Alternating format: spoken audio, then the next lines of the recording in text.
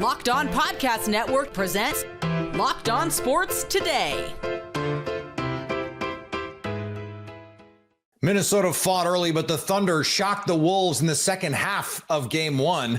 Also, the 49ers are trying to capture some more magic in a new championship window. And could the Knicks-Pacers series be a throwback to the 90s? I'm Peter Bukowski, starting your day with the can't-miss stories and biggest debates in sports. You're Locked On Sports Today. Searching all major sports. Found. Let's start with the biggest story. Game 1 of the Western Conference Finals is the kind of game that would have made Garth Brooks proud because the Thunder rolled. It was a 70-40 second half blowout, leading to a 114-88 trouncing of the Wolves at the hands of Shai Gilgeous-Alexander and the Oklahoma City Thunder. From Paycon Center after the game, Rylan Stiles from Locked On Thunder joins me now. And Rylan, what clicked in the second half? Because this was a nip and tuck game through two quarters. Yeah, in the second half, it was all about Minnesota not being able to stay red hot from three because the Thunder really allowed the Timberwolves to have as many open threes as they wanted. And to Minnesota's credit, they did what you have to do. You have to keep trusting your teammates. You have to keep trusting yourself to be able to launch those open threes and not hesitate. They went in at a high clip in the first half comparatively to, of course, the Timberwolves' averages. In the second half, they could not sustain that, especially Julius Randle from three in that second half. So the missed threes on top of the turnovers, on top of shots starting to fall for OKC, specifically in the half court. You saw Jalen Williams have great success in the mid-range and at the rim, which was not a thing in the first half. And then SGA just completely took over this game with command of the game, dictation of the game flow. You can talk about the whistles all you want to, but he continued to work his way into the elbow area at the cup and force the issue and force the Timberwolves to be out of position, play from behind plays, and get their hands caught in the cookie jar for, of course, plenty of free throws, but free throws that really controlled the flow of this game for Oklahoma City and allowed the Thunder to get easy points and not only get back in this game, but eventually take it over. But the big deal was turnovers and the missed threes from Minnesota. And just so we're fair on this, even if you take out all 14 of the shot attempts that Shai got at the free throw line, this is a game that the Thunder would have won comfortably because, as you mentioned, this was about so much more than that. Now, Jalen Williams, you and I talked after Game 7. This was a quick turnaround for this Oklahoma City team coming off that Game 7 game against the Nuggets. Jalen Williams was a huge part of that after having his struggles in the first few games of that series. Do you think this was a light switch moment for him? Like, hey, he's just going to take off from here? Or do you still expect this to ebb and flow with a young player still working on acclimatizing to this moment that he's facing?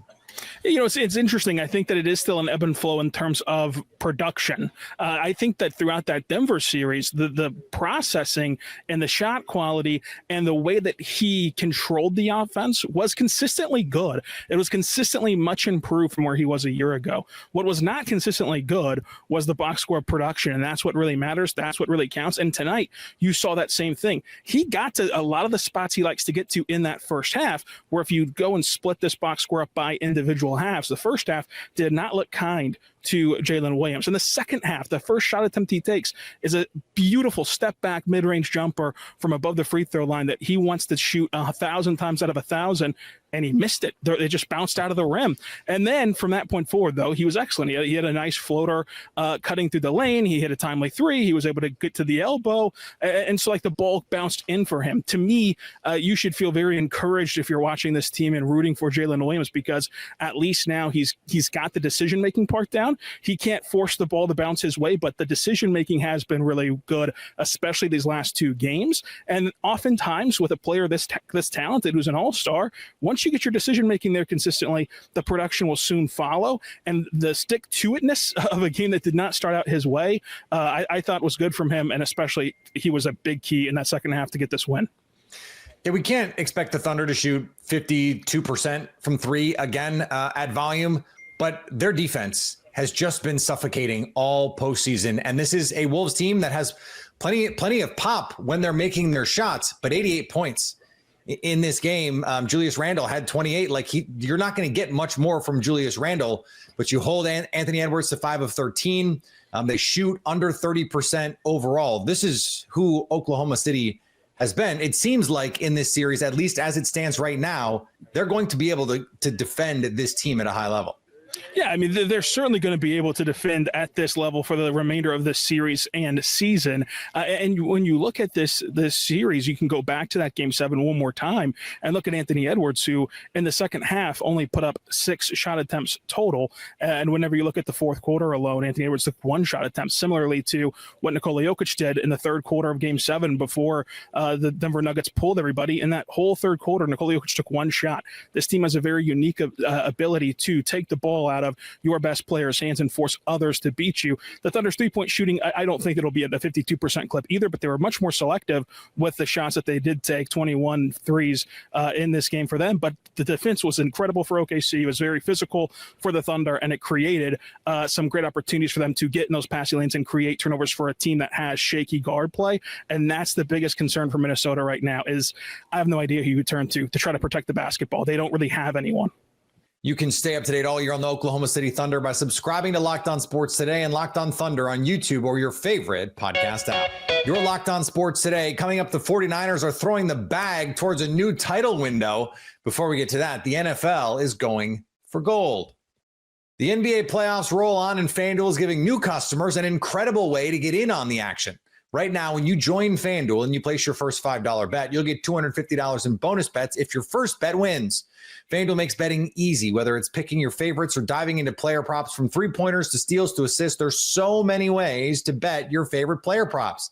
Plus, after the game tips off, you can even combine live prop bets into a same-game parlay for a chance to win big. You could use that $5 bet on the Knicks, who are minus 144 to win the Eastern Final. Don't miss out. Head to FanDuel.com and claim your $250 in bonus bets today. The NFL is officially letting its players go for gold.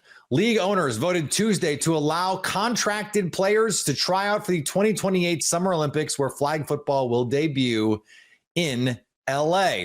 Each Olympic roster can feature just one player per NFL team, but the league is all in on the global stage, greenlighting participation as long as proper health and safety standards are met. With 5-on-5 action, 70-yard fields, and fast play, it's a bold step for the NFL that executives are calling the future of football. Get ready, gridiron glory may soon come with a gold medal. The only way the Bears, the Lions, and the Vikings can win a title. Aaron Judge and the Yankees took care of the Rangers. It feels like this entire season, we've been waiting for Will Warren to figure things out. And I joke because I say the entire season and the season isn't even 2 months old. I'm Stacey Goutsoulias of Locked On Yankees, but Will Warren had himself another solid start on Tuesday night against the Rangers. This follows 2 solid starts on the road. And we were thinking maybe he's putting things together. Maybe he's finally figuring it out, because throughout the season so far in his starts up until those 3 recent ones, you saw flashes of what Will Warren could be, but he couldn't get himself out of trouble. Now, on Tuesday night, he made it into the 6th inning. He got 2 outs, couldn't quite get himself out of that 6th inning, but 10 strikeouts in 5 2/3, you will take that every day and twice on Sunday. So we'll have everything you need to know about this game, including Aaron Judge's 16th home run of the season, ho-hum, on the next Locked On Yankees. And the Hurricanes struggled in Game 1 against the Panthers. It's another Eastern Conference final win against the Canes. What is up, guys? Armando Velez here from the Locked On Florida Panthers podcast, here to quickly break down the Panthers' 5-2 win over the Carolina Hurricanes, where the Panthers were starting to take a few risks early on with their pinches in the offensive zone, and Sergei Bobrovsky was able to stop the breakaway opportunities for the Carolina Hurricanes. But the Carolina Hurricanes came into this series with the best PK percentage and the least rush chances against through 2 rounds, and the Panthers exposed them in both of those areas. Once off the rush, thanks to Nico Mikkola setting AJ Greer, and then 2 power play goals. And the second power play goal was their first shot in 15 minutes. And they also had another period where they exploded with goals. This one in the 3rd period to separate the game and break it open, and also made their presence felt physically, especially from Brad Marchand. We'll break all this down and more on tomorrow's edition of the Locked On Florida Panthers podcast, your team every day. First, it was Brock Purdy getting $53 million per season. Then the Niners extended Fred Warner to a top-of-market off-ball linebacker deal. This after a season where they wound up picking in the top 10 because they got banged up, getting older as a roster. Where do they go from here? Brian Peacock from Locked On 49ers joins me now. And Brian, what does this offseason signal to you about the direction of this 49ers team? It signals to me that they want to pay the important pieces, the leaders, and they want to replace the replaceable with rookie contract talent. And I think that's exactly what they did. And Fred Warner, an irreplaceable player, got a new deal, little bump. George Kittle, same deal. Those are leaders of both sides of the ball. They're going to end up on the 10-year wall for the San Francisco 49ers, and I believe they think that Brock Purdy will be the same. And I think it's a stark contrast this offseason when they got their contracts done in the middle of May rather than things bleeding into not only camp, but almost to week one of the NFL season, as they did last year with almost all of the deals that they did. It feels and the year before that and the year before. Right. Yeah. And it's not like last year was the first time. And every single year we go through it. And Croc and I on Locked On 49ers, like, hey, 49ers, like you can see this coming a mile away. And this Brock Purdy contract is going to be twice as big as the biggest contract you've ever done. Would not be shocked if this one takes just as long as all the rest of them. But no, they got it done. And maybe learning from past mistakes. And George Kittle talked about it after he signed his deal. And he almost made it sound like he knew everybody else was going to get their deals done because he said this year's going to be different. And we're not going to be messing around with that kind of crap. And sounds like the 49ers players are on board. And really, I think with the three players they signed, this is leadership. This is the guys that they had to have ready for the season, for OTAs, for mandatory mini camps, and some of the past contracts they've done, they feel like those players feel more like hired guns, and maybe those guys won't make it to the 10-year wall. So this was a team that was 6-11 last year, though, and they're bringing back the core of that team. Dre Greenlaw out the door, Talanoa Hufanga out the door. They're banking on the best player. Deebo Samuel now plays in DC. They're banking on their guys, the guys that they just paid either like this year or last year, and internal development plus rookies. Like, what do they need from this rookie class, for example, to get back to where they want to get to, which is contending for Super Bowls? Well, it does get a little dicey because I do see a lot of 49ers fans saying, oh, look, man, the losses aren't that big of a deal. We're just as good, if not better than last year. And it's like, well, you better be, because you were only a 6-11. You're only a 6-win team last year. So being as good or better as last year is still not good enough. You need to get back to, and they won't get back to where they were in 2023. That was one of the best rosters we've seen in a while. Circumstances, they did not win the Super Bowl that year. That was their best shot. So they came about as close as you can get without actually winning it. Yes, and that Super Bowl that Super Bowl window is not open anymore. If it's a Super Bowl window, it's a different Super Bowl window, and they still have a lot of really talented players, and they can be really good. Robert Saleh is really important, the biggest addition the 49ers made, but they are banking a lot on their rookie class. And I think Mykel Williams is really talented. I think Alfred Collins, just by being 6'6", 330 is going to be hard to move in the middle of that defense. I love the CJ West pick, but they don't have 8 sacks. They had 8 sacks combined between 3 defensive linemen that they drafted. So I think they'll be able to stop the run. I think they'll play fast. They might start 4, 5, who knows, by the end of the season, 6 rookies on the defensive side of the ball. That's usually not a recipe for success, but I do think Robert Saleh makes a huge difference. But they're banking a lot on their rookies, and I'm still wondering where the pass rush is going to come from outside of Nick Bosa. Quickly here, Brock Purdy signs for roughly the same per year that Jared Goff and Tua Tagovailoa got, but because he's signing a different CBA or a different salary cap, it's a much lower percentage, or not a much, but a significantly lower, materially lower amount of the cap. What do you make of this deal? Because there was some wailing and gnashing of teeth of like, oh, well, if they do this, now they're not going to have money for everybody else. It doesn't seem like that's going to be the case. Yeah, and I kind of go back to the leadership thing, the both sides being motivated, wanting to get this done. I think it's a good deal for Purdy. I think it's a deal that makes sense for the San Francisco 49ers. Purdy probably could have played harder ball, tried to get more, tried to say, like, we need the Dak contract and we need $60 million per year or whatever. And this thing could have gotten a little uglier. The 49ers gave him a no trade clause, it looks like. We don't know the exact details yet of how this thing's going to be structured, but he's not a first round quarterback. He's not a bonus baby. He wasn't going to make $20-something million per year in year 4 and year 5 under a first round salary. He's been making $1 million. He's getting 50 times more than he used to make. Right. And so this was a big bump for him.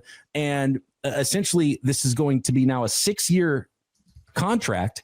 And so if you look at it that way, it comes down to about $45 million per year over the course of 6 years. And we'll see how the guarantee structures are. It looks like $100 million or so is going to be fully guaranteed through the first 3 years of the contract. So that's kind of the jumping off point.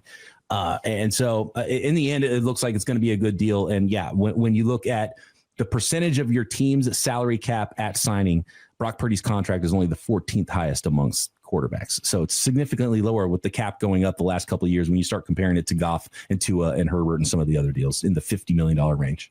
Stay up to date all year on the San Francisco 49ers by subscribing to Locked On Sports Today and Locked On 49ers on your favorite podcast app and on YouTube. Coming up, the Pacers and Knicks go retro in the Eastern Conference Finals. Indiana and New York are set to square off in an unexpected Eastern Conference Finals matchup.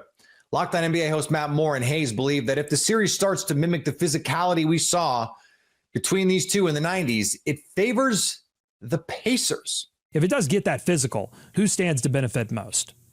I mean, I don't think so, just because it's fitting that both Halliburton and Brunson have appeared on WWE TV, because that's going to be this is the WWE version of the physicality of the 90s. Fake physicality. Right. That's a little bit of this. But if it does go that direction, I like Indiana a lot more. New York is a little fake tough, just a little bit fake tough. And that's okay. They're more of a finesse team. You've got Cat, you've got Brunson, those guys. You've got now Wingstop, McHale, and OG, and especially Josh Hart. Those guys are dogs, 100%. Miles McBride, dog. Those Mitch, dog. But you're led by two guys that really aren't really made by that. And I don't think that they're going to be very comfortable if the series gets hyper physical. There's going to be a lot of complaining, I think, from Brunson if it goes down that path. Also, let's just be very clear. The Indiana Pacers are just they're vicious. They attack you every single possession, and they have James Johnson, and the Knicks do not.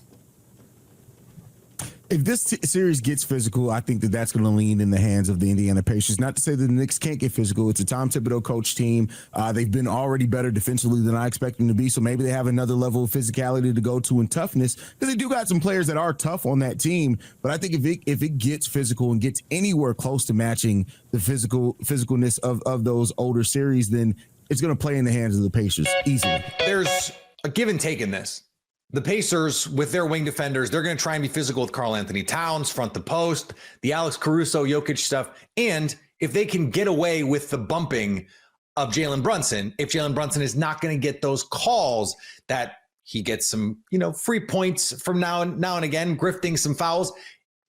I understand the theory there, but let's not forget the Knicks have Mikal Bridges, OG Anunoby, Mitchell Robinson. They have rugged defenders too.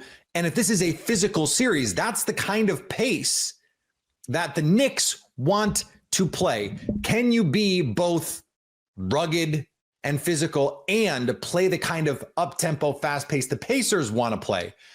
I feel like if this is a physical knockdown, drag them out series, then that favors the way the Knicks want to play. Both of these teams have been clutch in the playoffs, but I don't expect the Knicks to collapse at the end of games the way that the Pacers have benefited from other teams collapsing at the end of games. If this is a methodical series, I'll take the Knicks. And finally, Caitlin Clark, rewriting the WNBA record books with a pen dipped in efficiency. In just 42 career games, Clark has already matched Courtney Vandersloot for most 20-point, 10-assist games in W history, a mark that took Vandersloot 430 games to match. At this point, Clark is no longer just competing with the sport's greatest legends. She's going to start lapping them. If you're catching this episode after hearing your favorite Locked On show, make sure to subscribe to Locked On Sports Today on YouTube or wherever you get your podcasts so you never miss an episode. Also, if you're a new subscriber to Locked On Sports Today, we're here for you with the biggest stories in sports every day. Coming up, can the Knicks defend the Garden in Game 1 of the Eastern Conference Finals? So at least until tomorrow, stay locked on sports today. Locked On Podcast Network presents Locked On Sports Today. For more episodes of Locked On Sports Today, go to our video on demand. Click on Sports at the top of your screen. There, you'll find past episodes of Locked On Sports Today, plus other Locked On shows on demand.